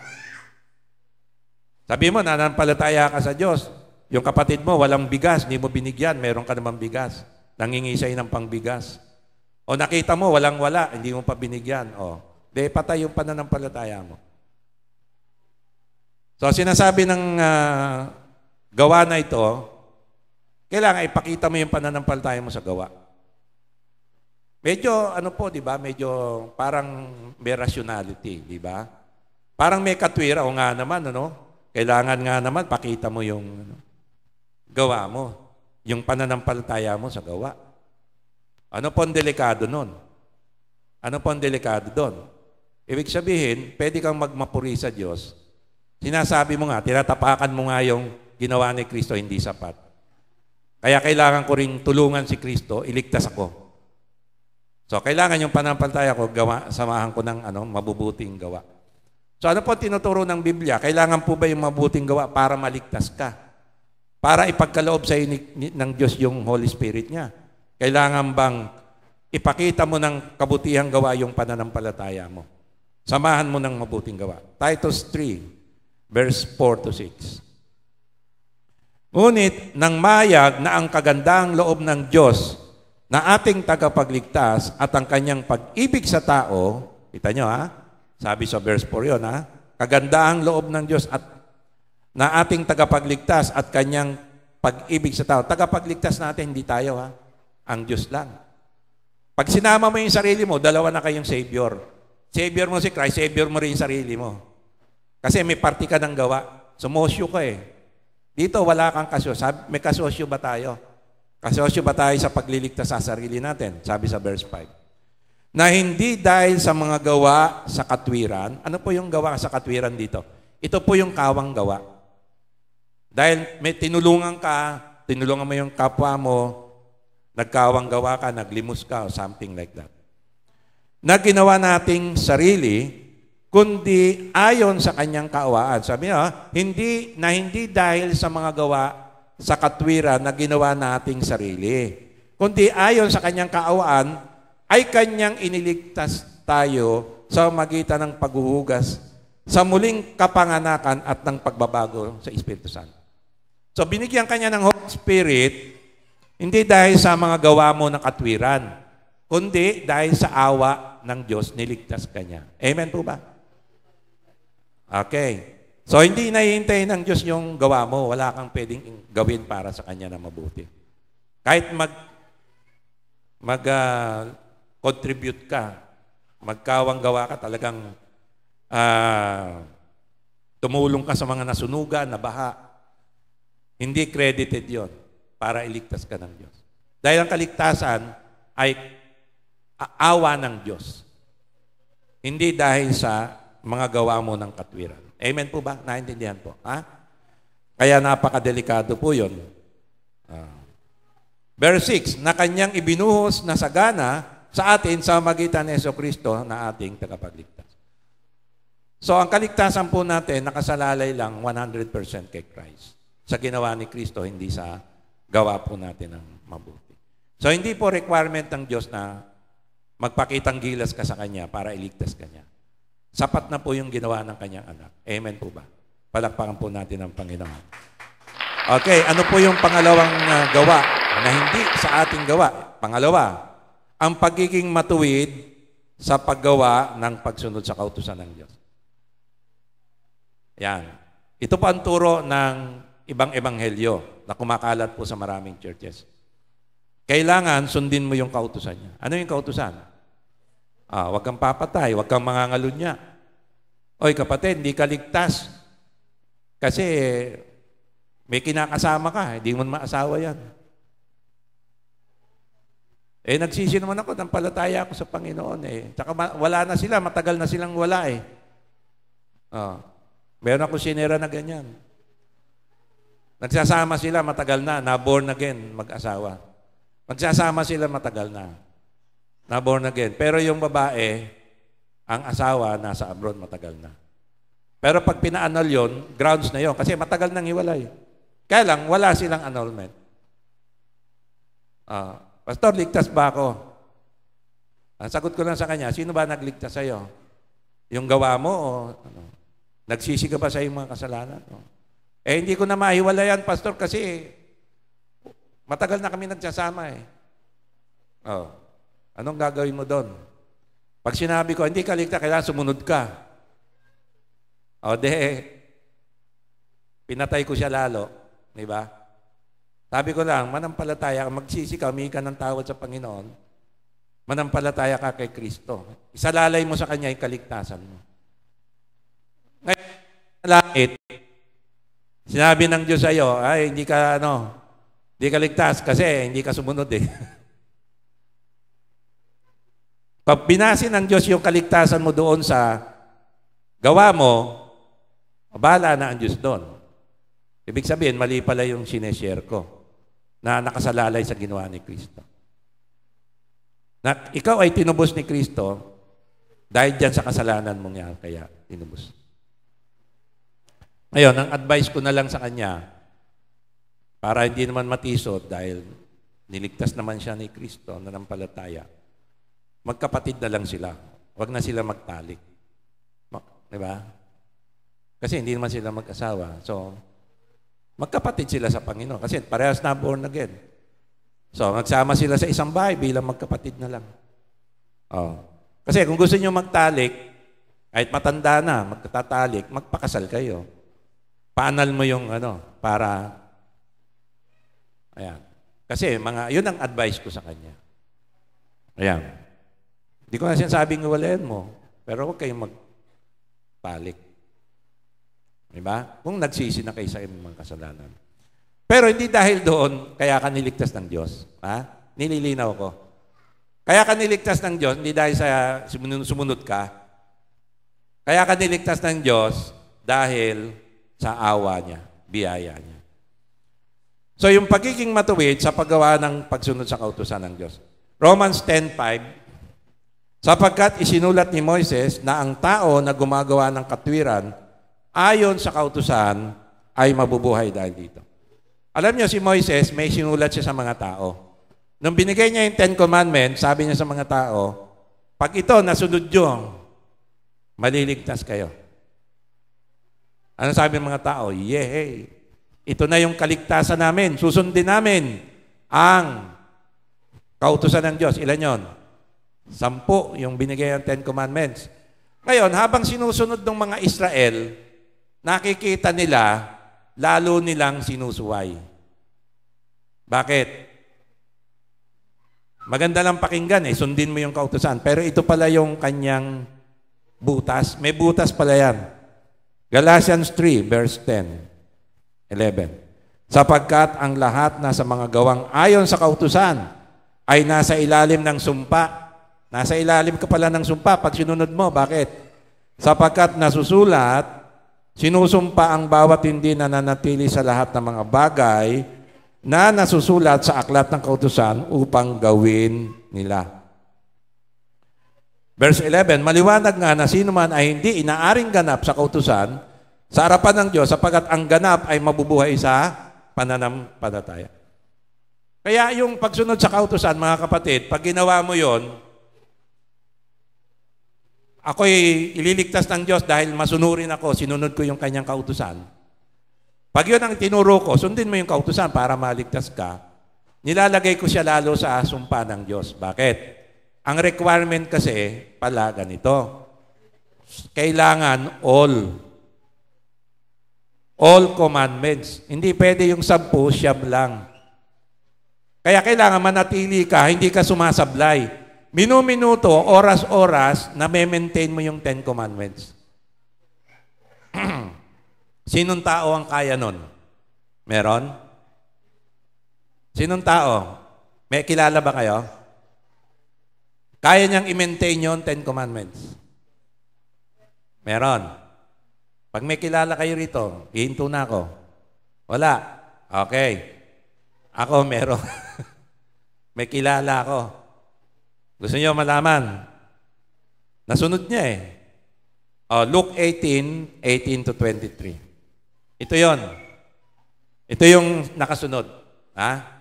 Tingnan natin kung pwede siyang maligtas sa gawa ng kautusan, pagsunod sa kautusan.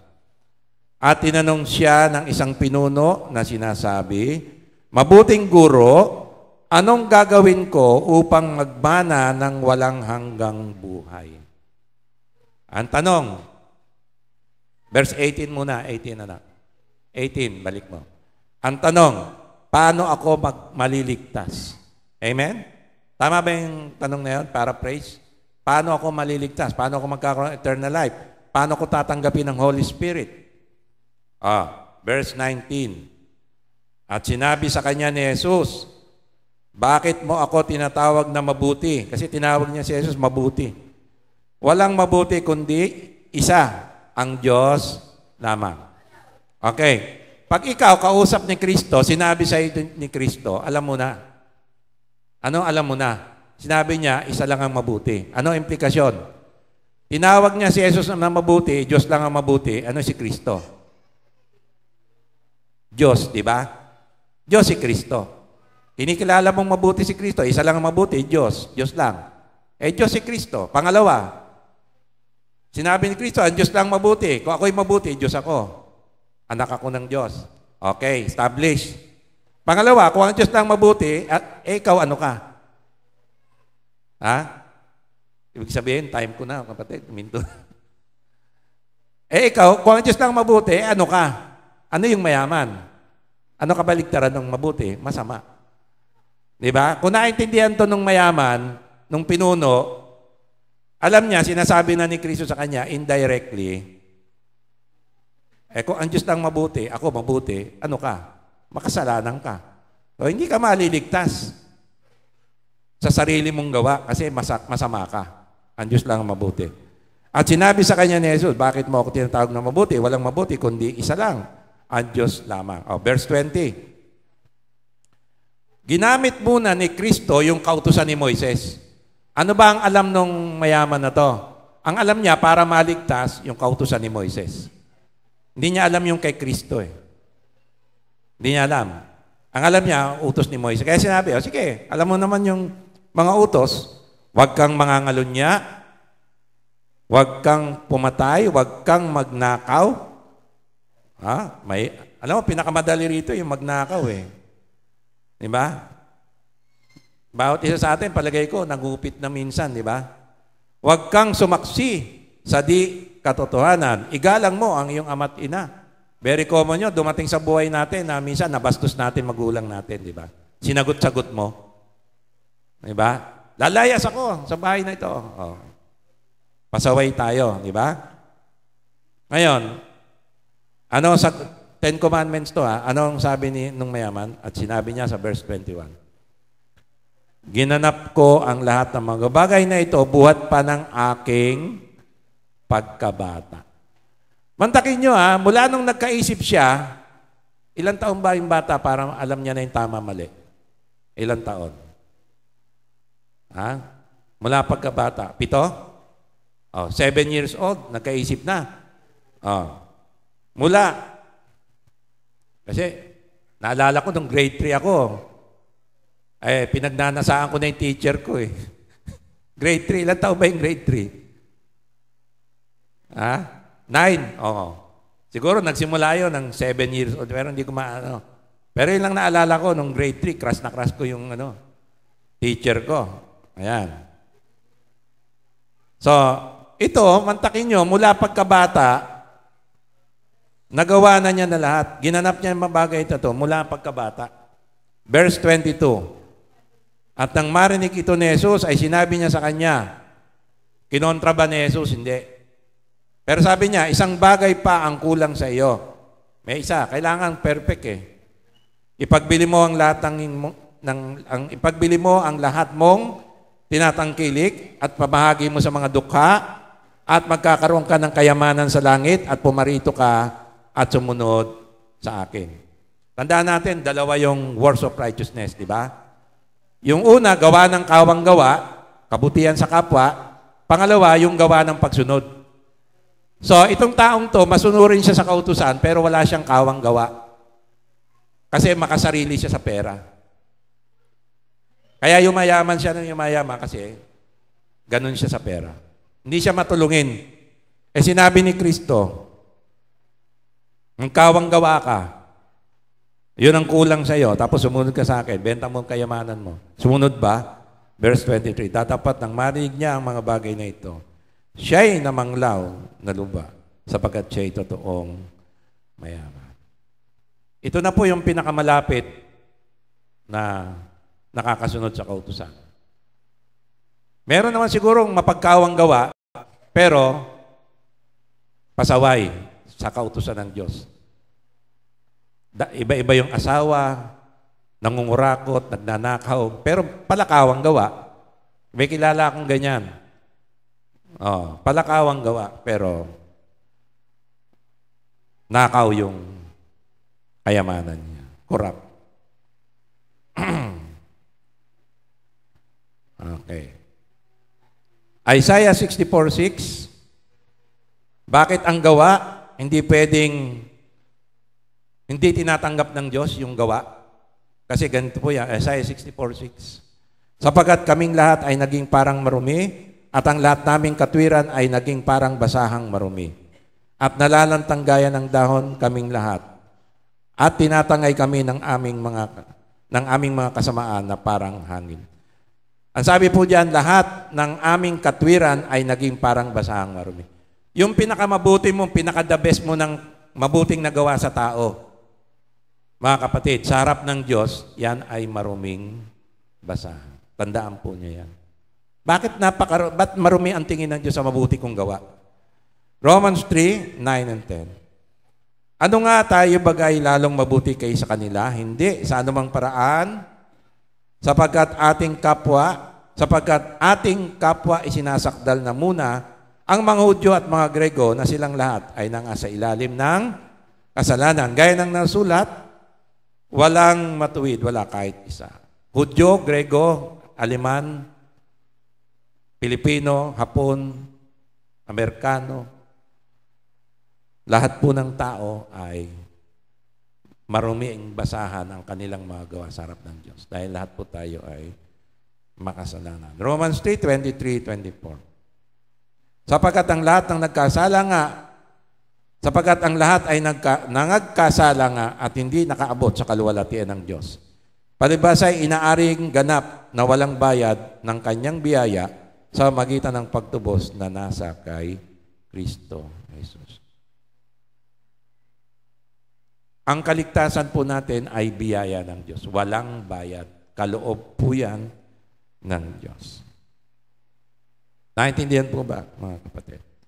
Kaya nga, ang pag-aaring ganap ng Diyos sa atin ay sa magitan ng pananampalataya sa ginawa ni Kristo sa krus para tubusin ang ating mga kasalanan. Amen po ba? Palakpakan po natin ang ating Panginoon.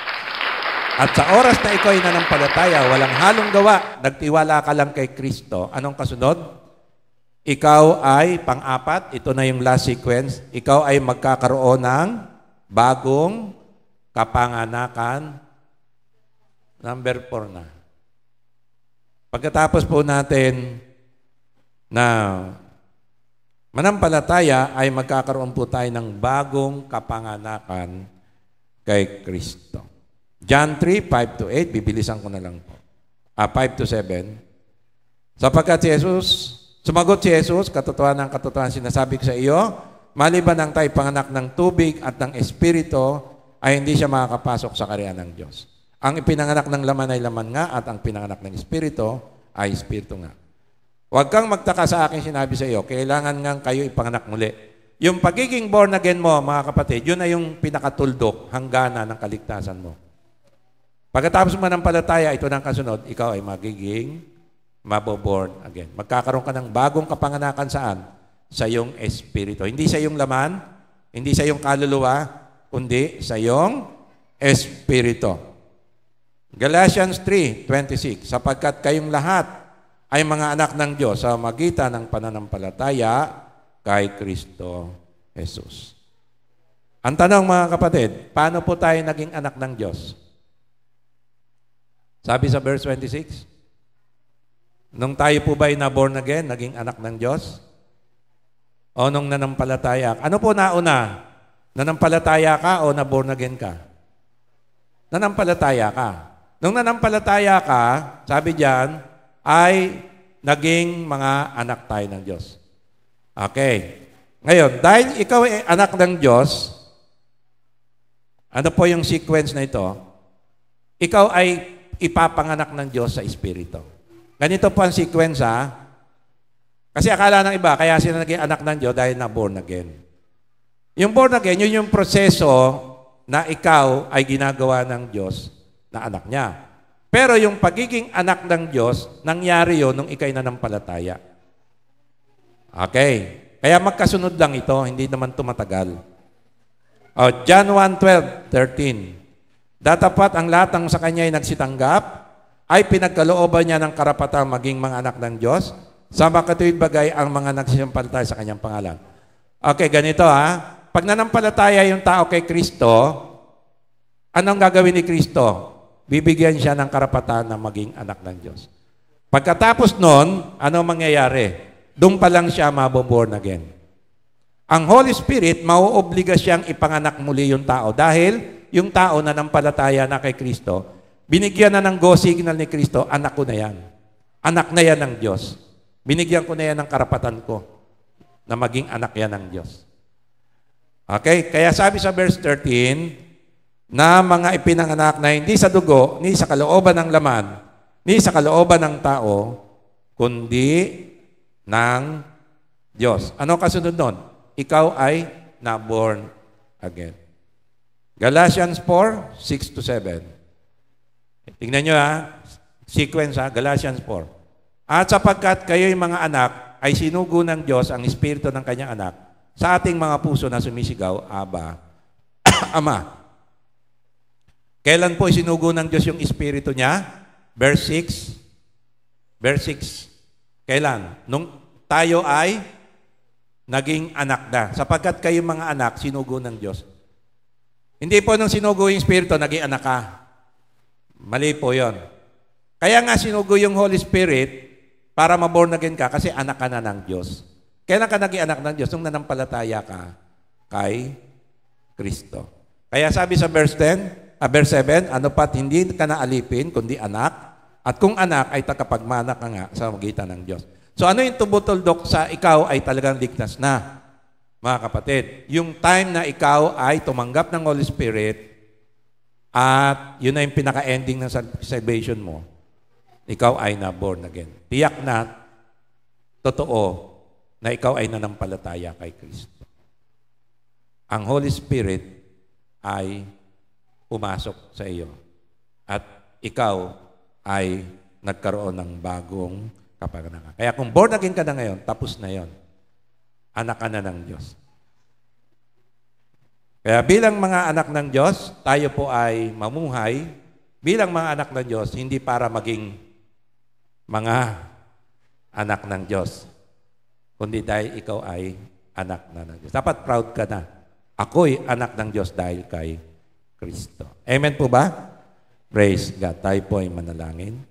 Salamat po, Ama, sapagkat pinakita mo sa amin ang tunay na ebanghelyo na kami magiging maingat, Panginoon, sapagkat kumakalat ang lebadura ng mga Pariseo at Saduceo na maraming dinadaya na hinahaluan ng gawa ang biyaya ng kaligtasan na sa iyo lamang nagmula. Salamat po, Ama, dahil naunawaan po namin to at nakakatiyak po kami na kami mga anak mo na dahil kami nanampalataya kay Jesucristo na aming Panginoon tagapagligtas. At dahil sa pananampalataya, kami binigyan niya ng karapatan maging mga anak niya. At dahil dito, kami ay isinilang muli ng Holy Spirit at kami nga ay mga anak mo na. At dahil mga anak mo na, kami ay tagapagmana ng iyong kaharian sa pangalan ng Panginoong Jesucristo. Amen. Amen. Palakpakan po natin ang ating buhay. Tayo po ay mahit ng ating doxology. Okay. Pagkatapos po nito, may konting 5 minutes lang meeting po tayo. Konti lang po. No? 5 minutes.